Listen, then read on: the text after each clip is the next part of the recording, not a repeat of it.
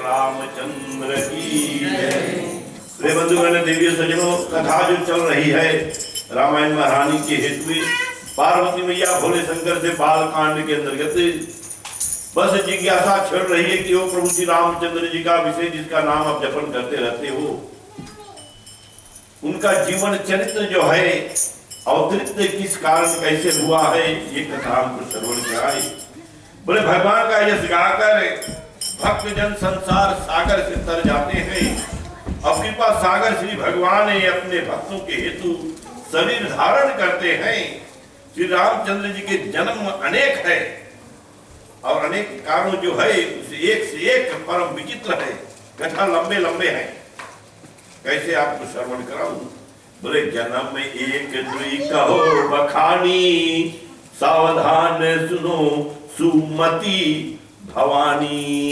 तो यहाँ पर सुमति लगाते हैं अपने पत्नी के आगे। दुमति नहीं, दुर्दशा करने वाली नहीं, जो सुख देने वाली सुमति, ये सुख देने वाला कथा है। तो सुमति बताते हैं। बोले एक दुई हुए तो कहो, बखान करके बताओ। बोले बहुत है। तो बताते हैं कि द्वारपाल हरि के प्रिय दो, जय और विजय जाने सबको। अब जय और विजय, सभी कोई तो जय प्राप्ति के लिए भागते हैं, अपने आप को विजय करना चाहते हैं। और ऐसे जय विजय जो कथा है ये प्राचीन से चलते आई है। तो इसके जो पूर्व जन्म की कथा का विस्तार उसको दे दो।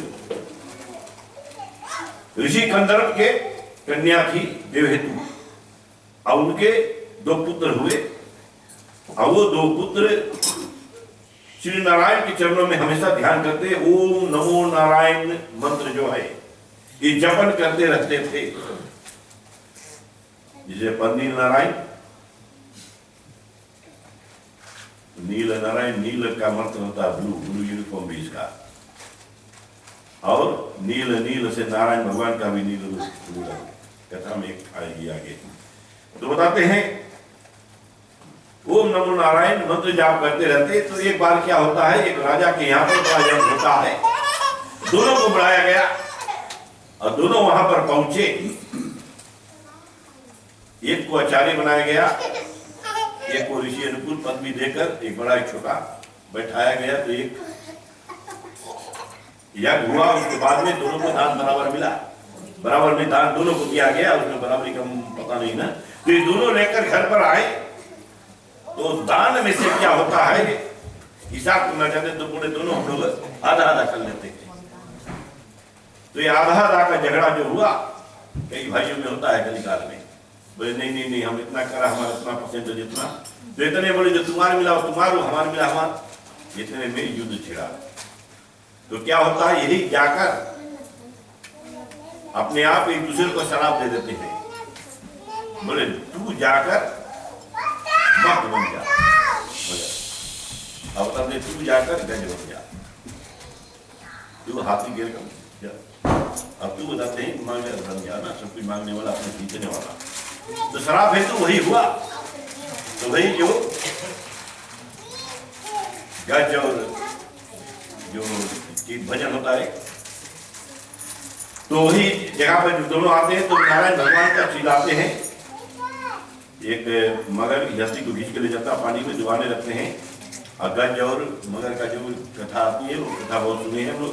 तो खींचने तो नारायण भगवान का फूल चढ़ाया एक गज बनकर, और नारायण भगवान क्या करते हैं, हंस पर चढ़े और चलाए वहां पर, और उनको छुड़ाए गज को मार कर जब गिराने लगे तब।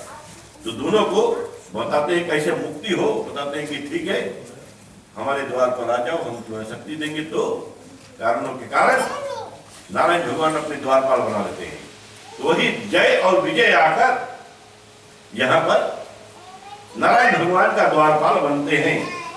और बताते हैं कि जब द्वारपाल बने तो वहीं पर क्या होता है, बताते हैं कि सनक आदि, सनक सनंदन सनक कुमार ये सब आए, तो द्वारपालों ने उनको जाने नहीं अंदर दिया, क्योंकि उसका कर्म में जो लिखा है वो अपना कर्म कर रहे हैं कि कोई अंदर ना जा पाए। परंतु ऋषियों को और सनक सनंदन आदि को मौका था सभी जगह जाने के लिए।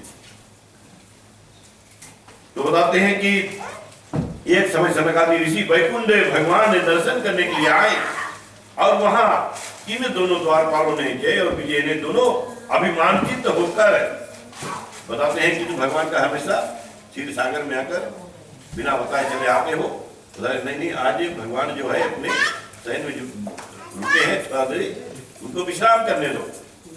तो ये जबरदस्ती में नहीं नहीं मुझे दर्शन करना है, दर्शन करने का दूसरा होता है। अब बताते हैं कि हम आते भगवान का दर्शन करने के लिए, यहाँ भगवान को ले जाने के लिए तो आते हैं, मांगने के लिए तो आते हैं, देने के लिए आते हैं। और यहाँ पर बताते हैं कि इस तरह से उस सनक सनंदन जी ने, ऋषियों ने शराब दे दिया कि जाओ, कहा कि हम भगवान से पहले तो पूछ ले, बताते हैं कि जाओ, फिर बताते हैं कि तू शराब से, बताते हैं तुम्हारी,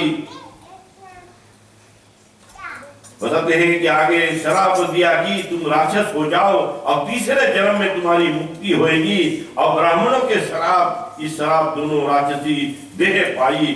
और बताते हैं कि इस तरह से इनकी जगत जानता है कि ये इंद्र मद तोड़ने वाले बहुत भयंकर हुए। अब बताते हैं कि विजय समर वीर विख्याता धरी बरहा रूप एक निपाता। अब बताते हैं कि होए नरहरि पुनि दूसर मारा जन प्रहलाद सुयस विसताराम।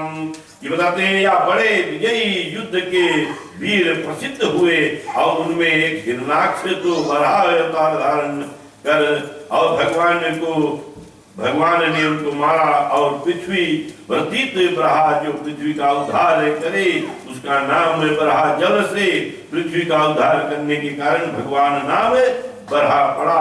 और बताते हैं कि आगे फिर नरसिंह अवतार लेकर हिरणाक्ष को भी मारा और अपने प्रहलाद भक्तों को भी फाल्गुन मास में ये सब भजन कीर्तन होते थे, फागुन होता था, चौथा होते थे और अपने प्रहलाद भक्त को जगत में सुंदर यश फैलाया है।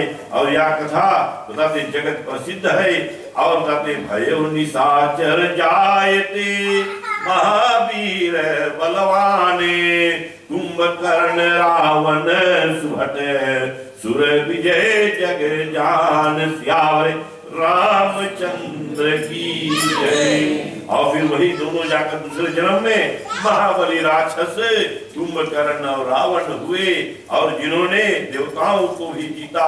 और यह बात जगत जानता, ये कथा आगे हम लाएंगे कि कैसे उनके जीवन चरित होता है, कथा बताएंगे। चलिए आखिरी